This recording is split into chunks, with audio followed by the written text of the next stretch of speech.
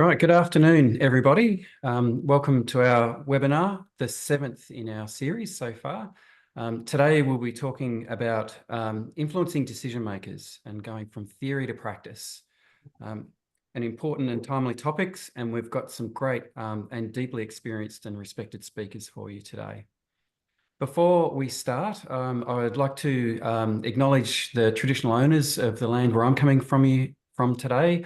I'm on Millau or Phillip Island in Bunurong country, but I know that we've got colleagues joining us from around the country, and I would like to acknowledge the many First Peoples whose country we stand on today, and their deep and unique connection to the lands and waters of Australia. I pay my respects to their elders, past, present, and emerging. So we have been really looking forward to today. We have a fantastic panel of speakers. And today really responds to some feedback that we have consistently received from colleagues around the country who are asking for some practical advice to help influence decision makers that are currently facing some really tough decisions. For example, how do they balance the need to respond to an affordability crisis, but at the same time start to invest in infrastructure that assures the resilience and sustainability of our water cycle assets into the future? How do they respond to a housing crisis while continuing to make sure that we build livable, sustainable and healthy places? How do we make sure that the voices of traditional owners and other minority groups are appropriately represented in issues that impact us all? And then finally, how do we transition integrated water management or integrated water cycle management from a good concept into something that is applied day to day at scale? Some big questions, some real challenges, and we are delighted to have a number of fantastic speakers with us today. The first will be Professor John Thwaites, who will provide his insights into how do we influence political decision makers. We'll then hear from Professor Chris Chesterfield, who will provide some insights from research, looking at how do we sustain our influence over the significant amount of time that is often required to change social systems. And then we'll have a Q&A session with with Cheryl Battergold and Greg Clayton, who will join Chris to respond to your questions on this really interesting and important topic. We'd encourage you to use the Q&A function to write your questions down as they occur to you through the course of today. And we'll also keep an eye on the chat. But if you could try and use the Q&A function, that would be great. Okay, so without further ado, it is my great pleasure to introduce Professor John Thwaites. John is a professor of John is a professorial fellow at Monash University and chairs both Monash Sustainable Development Institute and the Climate Works Centre. It would take me too long to list John's extensive experience, but for today I would note that he is a former water minister, he is a former deputy premier. He also had portfolios relating to health planning and has driven reform in each of those areas. And he is also a former chair of Melbourne Water. We'll post John's bio to the event website, so you can refer to that later at your leisure. But for now, it's my great pleasure to pass to Professor John Thwaites. Thank you, John. Thanks, Ben, and it's great to be here. I want to give you some tips on how you can influence decision makers, particularly politicians, ministers, based on my experience both as a minister but also as a Monash person over the last 15 years. And the first thing to understand is that politics and science are very different.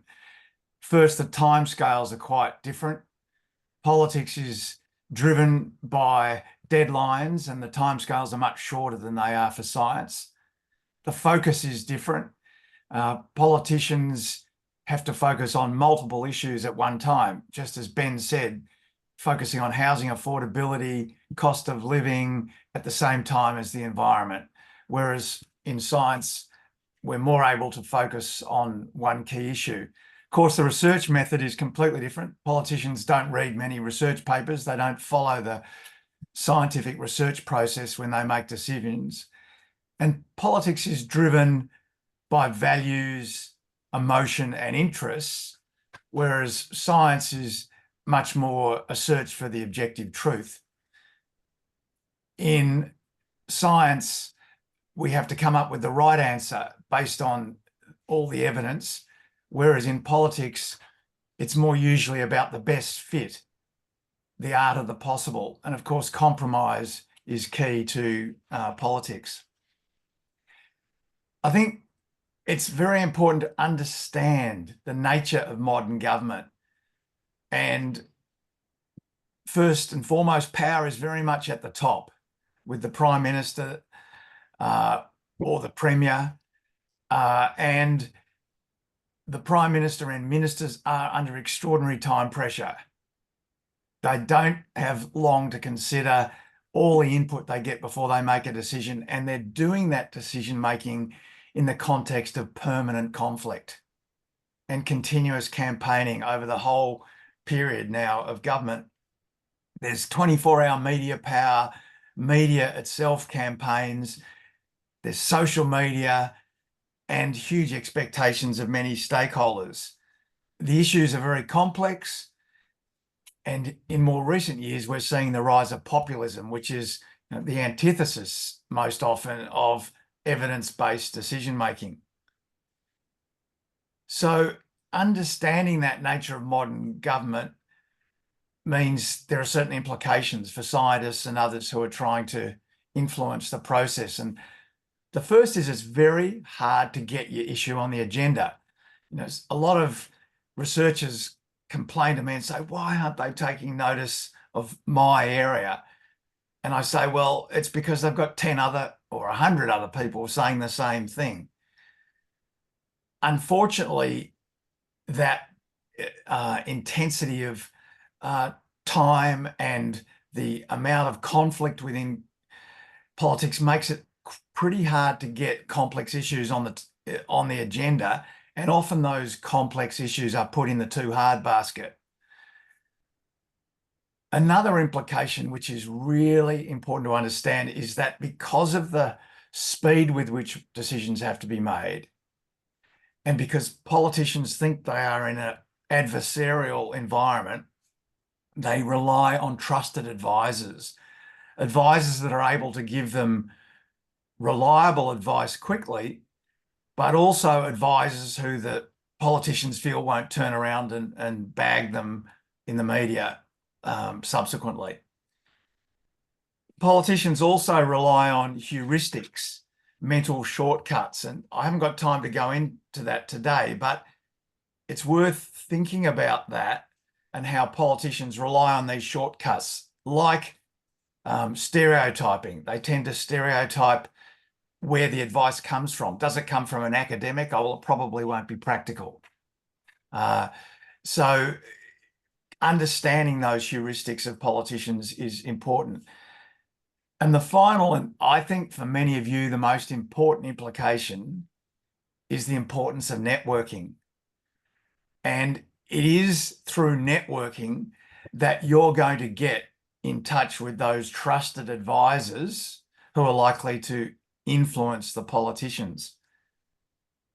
Now, what I also say to people is you should seek to understand politics and policy just like David Attenborough seeks to understand nature. And you have to understand political life on Earth, which can be a bit frightening when you look at the biodiversity changes of politics. But if you don't study that, you're not going to have the influence. And one of the things to think about when you study politics is who are the players in the political arena? And if you're seeking to influence a particular decision, I draw up a map like this of the internal political arena.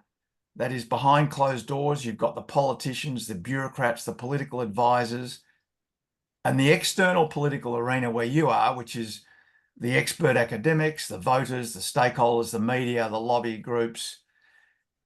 And I've highlighted there in those ellipses the two ways that you can get from the external political arena into the internal. And the first is through trusted advisors. And I have to say, Cheryl, who's going to be on the panel, is a good example, or Chris, in fact, as well. People that have been on the inside and now they're on the outside, but they remain trusted advisors of the process. And the other ellipse is the policy subsystem.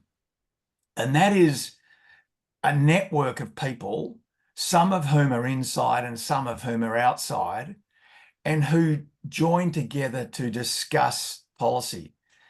And I think the water sensitive cities policy subsystem is a very good example of that, which includes people on the inside, people on the outside, and indeed people move between the two. But if you're a researcher or even a bureaucrat who doesn't feel they're right on the inside, you need to be part of that policy subsystem. And the way you do that is through networking, joining conferences and the like. The one other thing I put in there in red is superpowers. And they're the people that have the chance to stymie any proposal you've got. And basically that's the Premier or the Treasurer. So you've got to be aware of that as well. Now, I'm going to give you 10 commandments here for influencing ministers, and I'll use 3 case studies. First, the Wentworth Group and Peter Cullen, back during the period of the Millennium Drought, who had a huge impact on national and state policy around the Murray-Darling Basin. Second, I'll touch on the CRC for water-sensitive cities and their recommendation, which they sought to influence, which was planning controls for stormwater. And finally, I'll touch on Climate Works Australia, which I chair, who were able to influence building and energy ministers around the country during the coalition government to agree that our building system should be on a transition to net zero. So what are these 10 commandments? That I recommend you follow? Well, the first is know what you want to achieve. And that sounds so obvious, but I have been stunned since I left politics and got into the university sector, how many researchers are not able to articulate what they want government to actually do. They know the problems. They're great at describing the problems, but they aren't able to give their view about what they want to achieve. If you look at what Peter Cullen and the Wentworth Group did with their recommendations to John Howard and to the states for the Murray-Darling Basin, they were very clear. They wanted to achieve more water for the environment, more secure water rights for farmers, and a fair equity and balance between that. And they were able to set that out in a clear blueprint, which they did. Or in the stormwater case, which Chris was involved in, and Rob Skinner and myself, for Victoria, we're very clear it was an amendment to Clause 56 to ensure that all property developments incorporated stormwater planning, which previously was not the case. So that's the first thing. And before you try and influence a politician, write down what it is you want to achieve and what you want the politician to do. The other half of that coin is know what the government wants to achieve. And I'm also amazed at how many researchers have done years of research and then they want to influence government and they haven't even gone on the website of the minister or the department to see what the government's specific objectives and policies are. So be really clear in your mind how what you want to achieve fits with what the government wants to achieve. And once again, in the case of the Wentworth Group and Peter Cullen and the Murray-Darling Basin, they knew that the government, the Howard government, wanted to have a response to the Millennium Drought particularly across the Murray-Darling Basin, but also knew that the government at that time wanted to have some environmental credentials. And that was something that Peter Cullen was able to use. The third point is to understand who the decision maker is. And once again, this can take some research. Sometimes people just assume it's the minister, but very often it's a particular bureaucrat or part of the bureaucracy. So, for example, when Rob Skinner and Chris were seeking to influence Clause 56 that in Victoria and to have stormwater taken into account in all urban developments, the core decision maker that was a problem was not the ministers, it was the planning bureaucracy. And we had to identify who in the planning bureaucracy was likely to be a barrier to achieving that. And we did that and talked directly to those people. And that's one of the reasons we were successful. The fourth is come up with a solution, not a problem. Once again, academics are often wonderful at identifying problems. But what you have to do is come up with a solution, because politicians are beset with problems. And so bringing another problem to them is not going to lead to any action. As I said, with the Wentworth Group, what they did was come up with a solution which involved a trade-off where the environment got more water, but farmers got more water security. And that was a solution. In relation to the stormwater case, the solution that Rob Skinner and I put to the government was to have an advisory committee, helpfully chaired by Chris Chesterfield, which then was able to make an independent assessment of the issues which the government felt it could rely on, and took some of the politics out of the issue. And in relation to the Climate Works transition for buildings, the solution we came up with was not to suddenly change all buildings to net zero, but have a transition over an extended period of time with a pathway to net zero, which government could accept. The fifth commandment is to collaborate, come as a team.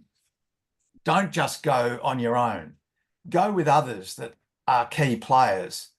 So when Peter Cullen and the Wentworth Group came, they didn't just come with scientists. He also brought some farmers along.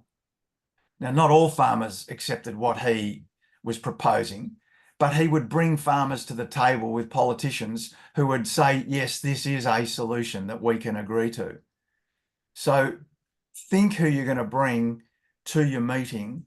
Don't just come with your own team. All politics is about preparation and persistence. And I think in all the cases I've given, we were very well prepared, but we had to keep knocking on the door time and time again. Don't give up after the first go. Keep going. But while you need to be persistent, timing is often everything in politics.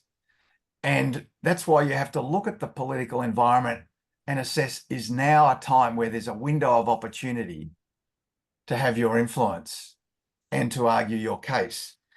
And in relation to the Climate Works proposal for a building transition to net zero, what we chose was when the then coalition government, which was not favourable to climate action, wanted to do something on energy productivity.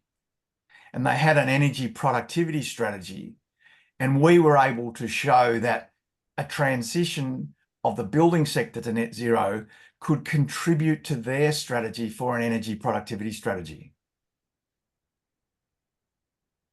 The last, or the eighth, is to communicate and understand the power of values and emotions.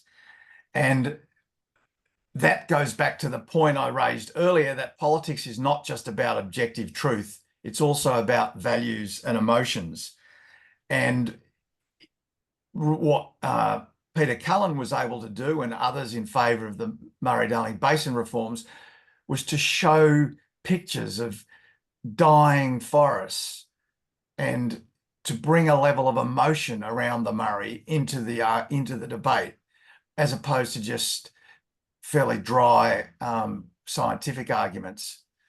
And linked to that is often the message you make in the messenger.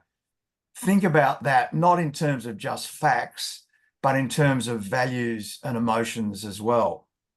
And then the final commandment is to be prepared to compromise and prioritize.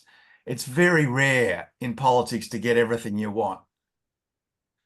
But by having a plan which has a level of compromise in it, or being willing to listen to other stakeholders and compromise, you're much more likely to be successful. And going to the example of Climate Works and the net zero transition for buildings, the compromise there was really about timescale, how quickly you were prepared to have the transition. And very often in politics, I find the best thing you can do is, you know, give your opponents another 5 years to transition, and they feel they've had a victory, but you've at least locked in a pathway. So I'll leave it at that, Ben, and that's my 10 tips or 10 commandments. Thank you, John. Fantastic. Really, a really practical and helpful checklist there for us all to apply as we try and influence important people on important decisions. We'll now move from a very practical articulation of things to think about. And incidentally, if anyone would like more information on John's 10 commandments, we'll include post a link to some work that John did for the CRC for water sensitive cities a little while ago, so you can go a bit deeper into those 10 commandments. But now we'll move on to talk about what the research can tell us in terms of sustaining influence over time, and how do we transition from where we are now to where we want to be into the future. And to guide us on that issue, we've got Chris Chesterfield. And Chris is a professor of practice at the Monash Sustainable Development Institute, where he's leading strategic thinking on water governance, urban water planning, and city scale transitions. Chris is an experienced non-exec director and chair, and has previously held roles, general manager roles at Melbourne Water, and was CEO of the Office of Living Victoria. Chris has helped out on ministerial advisory committees and was a commissioner and chair of the Victorian Environmental Water Holder. Chris is currently non-exec director at Barwon Water and chairs the Birrong Council, which is a bicultural statutory body that acts as the voice of the Yarra River. Thanks for your time today, Chris, and over to you. No worries, Ben. Thank you. And yes, I guess as you heard there, I've spent a number of decades in sort of policy planning and operational roles in the provision of water, what I call water system services, and I've moved across to research. And what I'd like to talk about, I guess, is some of the things I've found most useful that have been drawn from that research environment on sustainability transitions and water sensitive city transitions. I thought it might be helpful just by starting by talking about scale, and John mentioned this too. It's worth thinking about what's the scale of change or impact that we are trying to have. Is it a structural change, or is it a major transformational change? How much do we have to deal with, I guess, the implicit underpinnings of the way things are done at the moment, which is the sort of the mental models and the ways of thinking, or can we really just deal with the things that are above the waterline in a sense? To give you an example, I guess, John talked about building code changes. If you were just trying to introduce a building code change of simple energy efficiency or wanting rainwater tanks or something like that, you probably don't have to deal so much with those underlying mental models. You're really dealing with the sort of the practice change and some of the policies. You might have to understand a little bit about relationships and connections to know where to influence and who the key stakeholders are. But essentially, the pathway to the outcome, the outcome's clear. The pathway to the outcome is fairly linear, and the impact of your actions in the way you try and influence are probably fairly predictable. If you went down to, or scaled up to a Melbourne scale and said we want to make Melbourne denser and more sustainable and resilient, you're obviously then dealing with a broader cross-section of actors, many more systems other than just the water system, the planning system, many more actors, like, the development sector itself. And, John mentioned a barrier to some of the stormwater reforms being the owners, if you like, of the planning system itself. So there's greater complexity there. So you really need to understand much more of those semi-explicit and implicit elements, I guess, of the system that you're trying to deal with. And then if you went to the big scale of climate change and transitioning to a net zero carbon economy, the complexity is obviously much greater, and the underlying sort of mental models and ways of thinking about the world, about the economy and what drives the economy are going to have to be challenged, and there's going to be massive pushback from that. So the scale, the complexity of the sorts of changes that we're trying to introduce, we need to think about. And a lot of the research in water sensitive cities, CRC, was about how do we undertake this transition from business as usual ways of delivering water system services to ways that are going to help enable our future cities to be more resilient, sustainable, and livable, of course.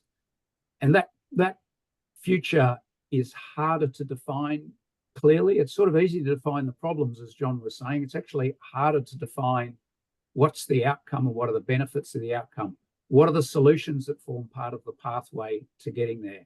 Who are the actors who are important to implementing those sorts of solutions?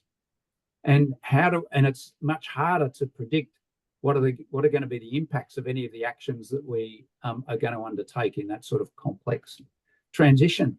So there's great value, I guess, in having frameworks and models that can help us navigate these transitions. So having these sorts of models or frameworks can help with coherent thinking across stakeholders to help us better understand the enabling factors that we can build up strategically or even opportunistically. We can use these sort of frameworks as a diagnostic tool to help guide the prioritization of strategies and actions. And then I think really importantly as well, these sort of frameworks can really help us share a common narrative across diverse stakeholders and foster relationships that can sustain a shared transition agenda. Because change is often long-term and hard work and can only be successful if you've got this shared transition agenda. Now, I borrowed this diagram from somewhere and I can't remember where from now, so my apologies to whoever was the source, but it really captures, it's like a splatter diagram of if we're in this complex transition space, that it can be incredibly difficult to navigate and to understand where you are and who you need to work with and to influence. But, you can think about a complex transition in terms of three key stages. This sort of preparing for change. Sometimes this stage is called the emergence, where there's this dialogue about what's the need? What are we trying to achieve? What are the solutions?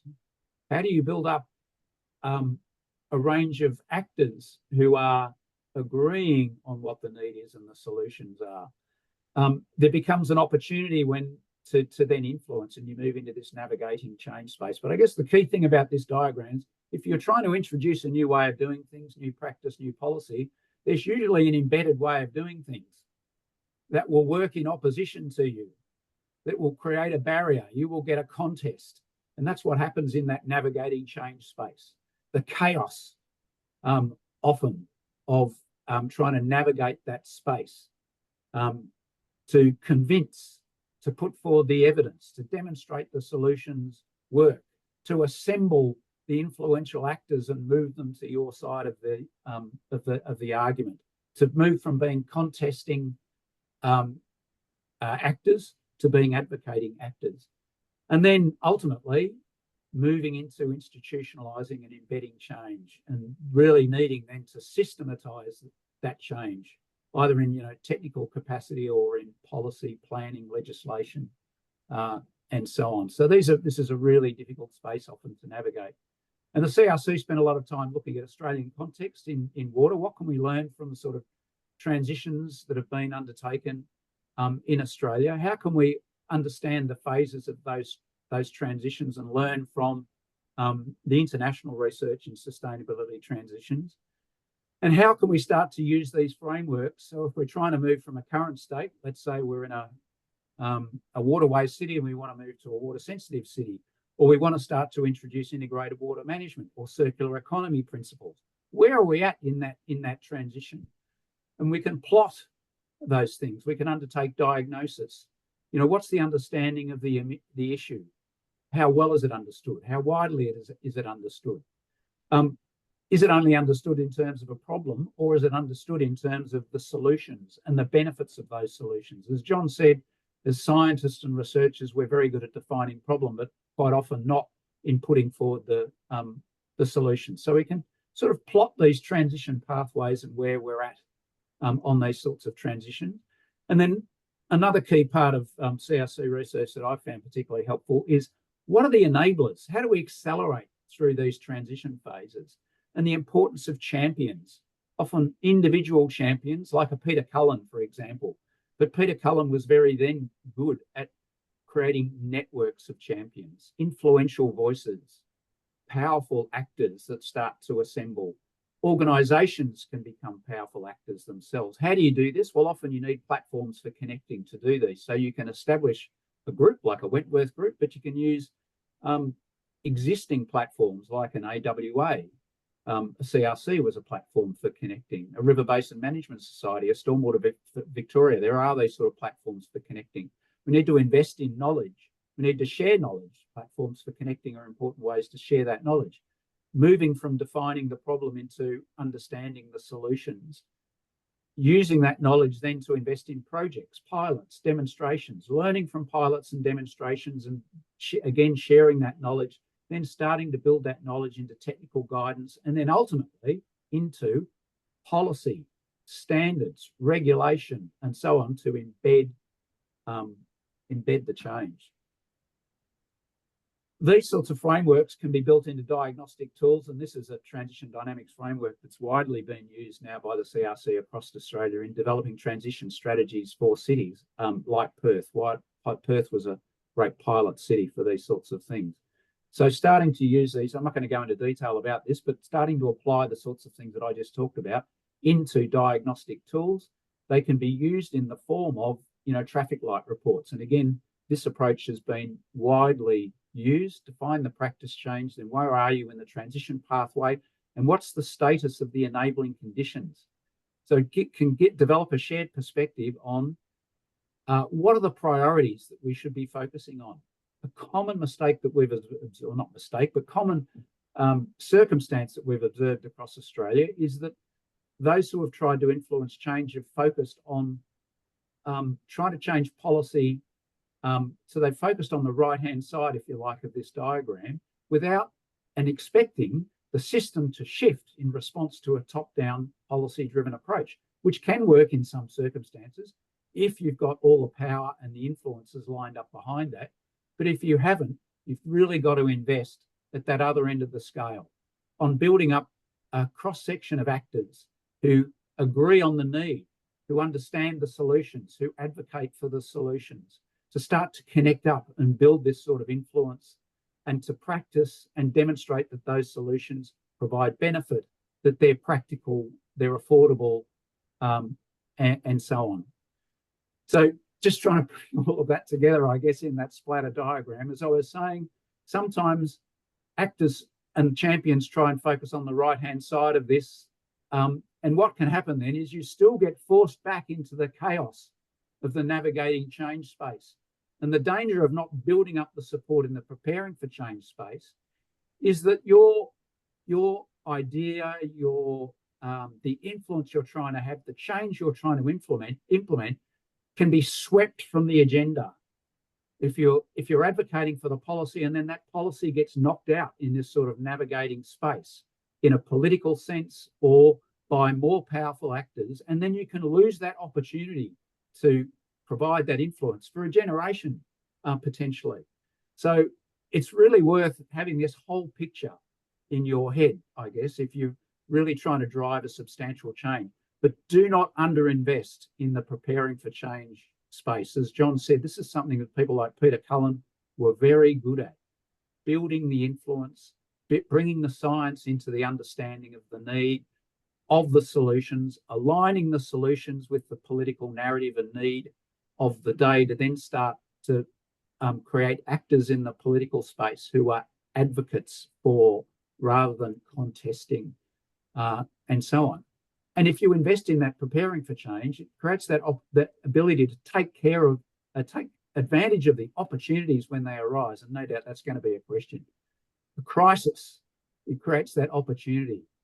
And being prepared for that opportunity. It could be an economic or financial crisis. It could be a housing crisis. It could be an environmental crisis, a drought, storm, flood, and so on.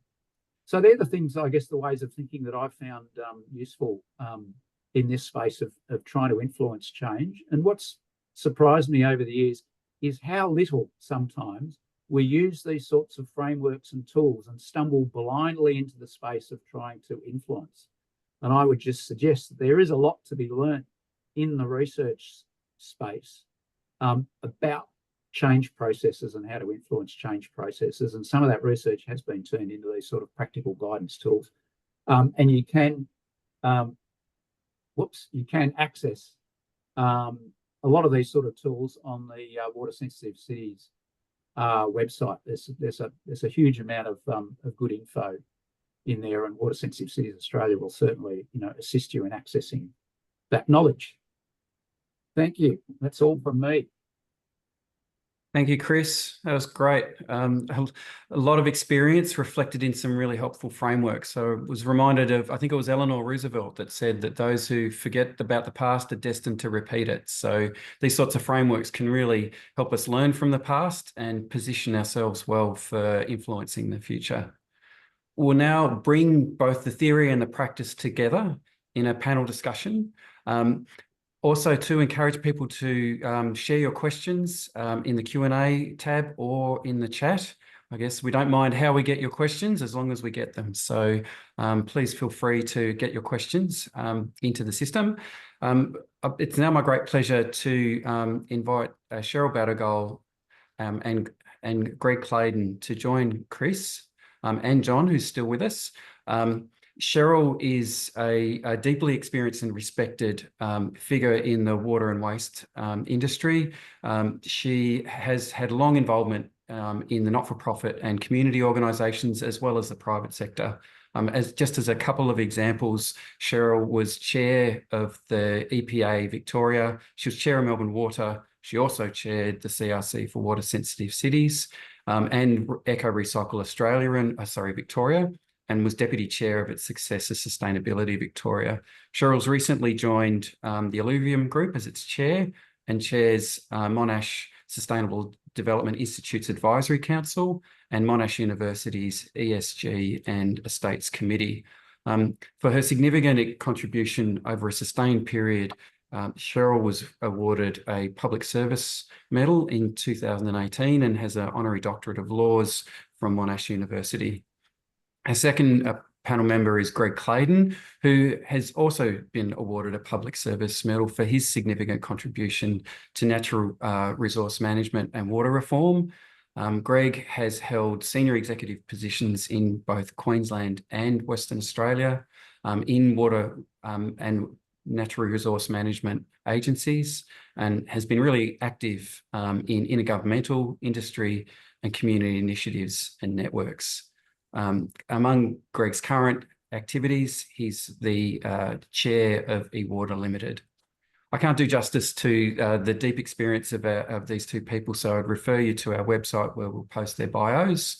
And while we wait for some questions to come in, I'm going to seize the opportunity to ask a question myself. And that question relates to a number of points that John and Chris both touched on in terms of the nature of change and sustaining influence through that process. I mean, is it a process of persistence and evolution? Or is it about seizing the opportunity and going hard for when you've got the opportunity to drive revolution? Or is it a mix of both? Maybe Cheryl, I'd welcome your insights on that before we pass to Greg. Thanks, Ben. Hi, everybody. It's really interesting because I think two fantastic presentations, which in my view, I would think about whether we are in an evolutionary phase or a revolutionary phase. So what do I mean by that? It means, are we in, say, during the Millennium Drought, integrated water management became absolutely critical and very front and centre of government policy.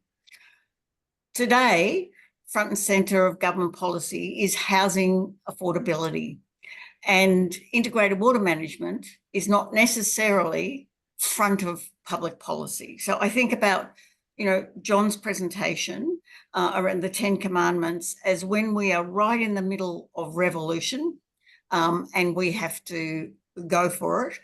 And I would use those 10 Commandments. But if we are in looking to build more houses, integrated water management is not quite there. I think about evolution and the dynamic transition, the transitions on a framework. And I think about it in terms of snakes and ladders. Everybody knows the game of snakes and ladders. And when the public policy is the space that we're in, like Millennium Drought, for instance, we're climbing the ladder. When it's not, you're on the snake and you're down the bottom, but you're still on the board. So that's when you use that framework that Chris presented as a way of building the evidence to actually integrate, and let's talk about it as integrated water management, into how do we need integrated water management in public housing policy, in increasing housing. It's absolutely critical that we do that. How do we then use that? We gather our evidence and then use that process to get us to climb up the ladder again. Hope that makes sense. Yeah, it does. Thanks, Cheryl. That's great. And Greg, what are your thoughts on that question of evolution versus revolution? Yeah, thanks very much, Ben, and thanks for the opportunity to be here. And a special thanks to John and Chris for their presentations, because I think and Cheryl's touched on this already, the essence of the answer to that question is within their presentations. And I would encourage all people who are online and who will listen later to have a close look at both those presentations and what they've been said, and really look to live them out. I first heard John speak about this probably over a decade ago, and he's done further research on that, and I find it to be very true. And I've had the privilege, so to speak, to be involved in the transition dynamics framework sort of research as part of some activities in Western Australia with the Water Sensitive Transition Network, and that also applies well. And the reason I say look at those was because John said timing is be an opportunist, and so when does an opportunity exist? Well, it could be in a deep drought, as Cheryl has mentioned, the millennial drought. It could be after a huge flood, or it might be some other crisis. So you have to be prepared for that. And that's what John's number 6 was: be prepared and be persistent. And so being prepared means you're ready to move as an opportunist if it's a flood or a drought or some other crisis. And being persistent means that you have to be ready. And one way to be persistent is to look at those key elements of that transition dynamics framework. Have your champions established, have your networks established, have the information and knowledge, so that there's an opportunity for you to be there, and you and your colleagues, your network, to be there as those trusted advisors, as John has indicated. I think that's an important part. So I think revolution and evolution are both important to moving forward. Thanks, Greg. Cheryl, we talked about that we also heard about the importance of champions, but people change roles, people retire, and sometimes we're riding the snake rather than climbing the ladder. How do we sustain ourselves and our influence during those tough times when we've put a lot of effort into building trust and confidence, and we have changes in key decision makers, or we're in an environment where it's really tough and people just aren't listening? I think self-care is important, but what we need to do is maintain our networks, maintain around us, and it might be being part of an industry association. It might be, I did find that during the life of the CRC that having that network, during we're in the middle of really significant water issues, really sort of, helped us work through where is the best way we can assist each other. And so I think creating the networks, finding the champions, we don't operate alone. I think that's really important. But also understanding, I'm now at Alluvium, and I'm now in a place that is really interesting because I've been involved in the CRC for water sensitive cities, where we're involved in the research to create the knowledge. And I'm now actually at Alluvium, where Alluvium actually puts into practice that knowledge that was created for all of those years, and also feed back into potential research questions. So I think maintaining connections so that you can do that, so that you maintain your connections with research, you maintain your connections with new knowledge emerging, but also that researchers can actually gain insights from those who are practicing on the ground. So critically, there are champions, of course there are champions, but also those networks of committed groups and individuals who are putting into place the change that needs to be made. Really important that we find our way to connect. Thanks, Cheryl. Greg or Chris or John, is there anything that you would like to add to that question around sustaining ourselves and renewing champions? Well, I will just comment on Cheryl's point that she started with around the evolution and revolution. I think you've got to do both at the same time.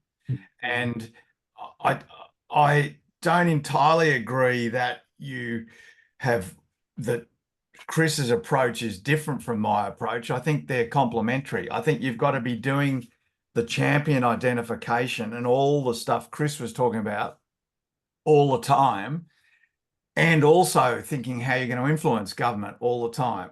Because sometimes you've got to influence government in defense too. So you're not just going there with an opportunity for revolution. You're going to try to stop falling down the snake.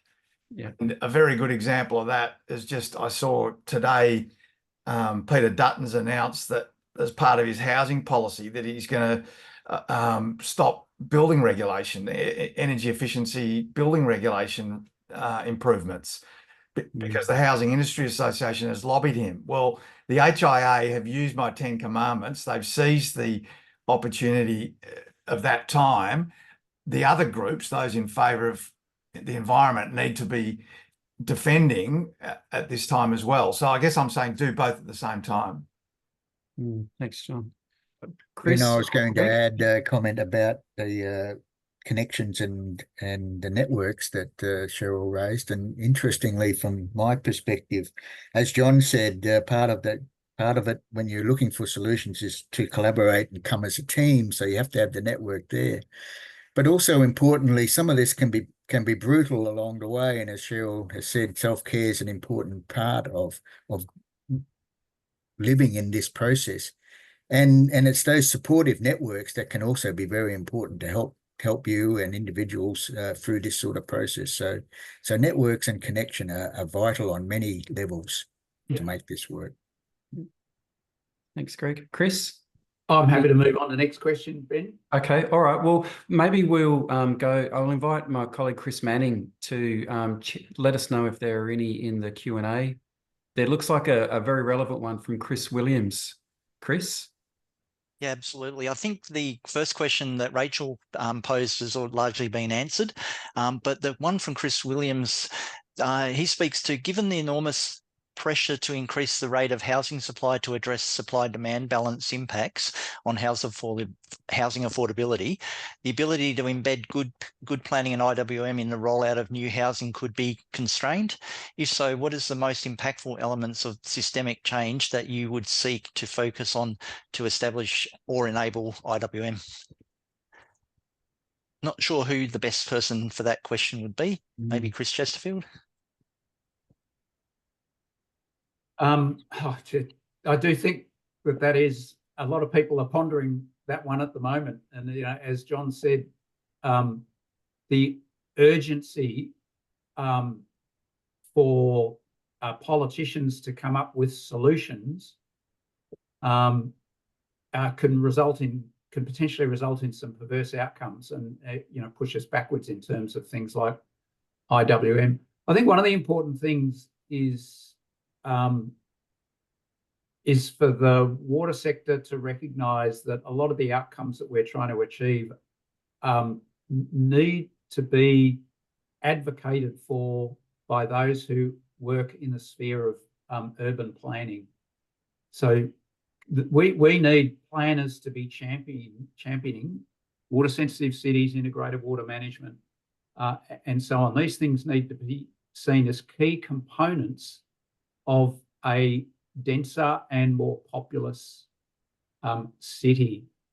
And there will be a contesting narrative, as John said, from organisations like the HIA, who will say, oh, these just add to building costs. And we're already struggling with the feasibility of these sorts of things.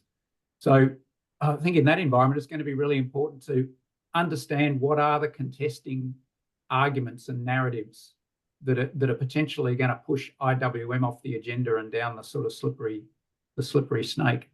And what evidence do we need to gather to be able to counter those sorts of arguments? And we need to engage with planners and others. We need to be speaking to actors outside of the water sector in order to have that influence and defend the need for things like integrated water management. That would be my view. Yeah, thanks, Chris. So it's not enough just to have a compelling case for your argument. You've actually got to understand the other elements of what can be a very noisy and contested marketplace for ideas, and make sure that you're not only building your arguments, but providing compelling evidence to maybe dissuade some mistruths or less rigorous analysis. Yeah, okay. Would anyone else like to offer a further thought on housing? Cheryl? I'm sort of minded of my years working on the Fisherman's Bend Development Board, providing advice to the Minister. So we were sort of separate to the groups who were planning. And there was, and Fisherman's Bend is, low-lying, very subject to inundation around the sort of South Melbourne area already and historically. And I think, but the drive, of course, and I'm speaking about 4 or 5 years ago, was still 80,000 residents in Fisherman's Bend. And so the drive was housing, housing, housing. I think the way we got that through was to assemble expert advice and some planning, which said, actually, this is the potential impact if we don't go down this path. But on the other hand, this is what we could do, and this is how much it would cost. And very much to Chris's point, getting on board the urban planners that were involved, both City of Melbourne and Port Phillip, but also getting involved with local government more generally, and also with the authorities, the housing authorities, and then taking that, consensus, if you like, with a plan to, this is how we do it, and this is what it will cost. So you have to, it goes back to exactly what John and Chris were talking about around building the evidence within the influential networks, coming up with a plan, and then this is executing that plan within John's 10 Commandments. Okay, thanks, Cheryl. So then it's not enough just to have good evidence. You've got to have the right people around you and speaking in a united way. And just on that point, the commandment I had of collaborate, come as a team, Yep. You need to bring some of the business and property sector with you. So I would be going with the Green Building Council, with the Property Council, for example, who generally will favour sensible integrated water management, and making it clear that the HIA, who always oppose any form of regulation, are not the whole business community, and that property developers and others, and you'll find sympathetic property developers who'll be able to say, we can deliver the housing objectives that you want without destroying the environment and without putting houses at risk of flooding. And the final thing I'll point is use that emotional argument too. You know, do you want your suburb to be flooded? Do you want your house to be flooded? Because that's you know, if we get rid of all the rules, that's what's going to happen. Yeah, good point. Yeah. I think, Ben, this one is also recognizing that there are times when you have to prioritize and compromise, and you might not get all of you wants, but the opportunity in these circumstances is to seek out those both and things that can take you forward rather than the either or actions that might thwart you along the way. So, and a number of those, and an example, I think, perhaps John was sort of indicating too, yes, you might be able to have a cheap housing, but it won't be really pleasant to live in if it's got no greenery, it's hot because of urban heat and all of those sorts of things. So you can have some of this both and type solutions if you can work that together and be able to bring that together. Yeah, Look for okay. those in these difficult circumstances. Yeah, thanks, Greg. So it's almost like that last point in John's 10 Commandments of compromise, sometimes for a longer term impact. Yeah. Okay, great. And I can also see a good question there from Sadek, looking at how do we accelerate innovation and the pace of change? How do we influence those sorts of things? Unfortunately, we're out of time. This is one of those topics that we could quite happily spend half a day really getting into in a really deep and rich way. But hopefully, colleagues online, and I'll just note that we'll post a response. We'll talk to the panel and post a response to Sadek's question on the website for this event. So we won't lose that question. We'll get back to them with a response. I guess so for now, I would like to really thank our illustrious panel. It's rare that you get a group of this caliber together. So it's been fantastic opportunity to draw on some deep experience, some practical examples, and some helpful frameworks. So on behalf of everyone who's online today, I really thank our panel. And look forward to continuing these sorts of discussions into the future as well. Part of that continuing the discussions is to just give you a quick plug for our next event, which is a webinar looking at water literacy. So how do we draw on the research that we've done over many years and apply it recently in a couple of pilot projects. So we've attempted to synthesize some of the work from the CRC, update it, and apply it in two pilot projects in WA and Victoria. And at our next event, Dr. Lucy Richardson and Dr. Kien Nguyen Trung will provide a summary of their findings from that piece of research. But for now, again, it's my great privilege to thank our panel, to thank our colleagues, to wish you well and keep fighting the good fight in sustaining your influence, because the things that you're doing are important. And now more than ever, we need that really strong scientific evidence driven by really strong values. So thank you, everyone, and we'll look forward to seeing you soon. Thank you very much. Thanks, Ben. Thank you. Bye. Bye.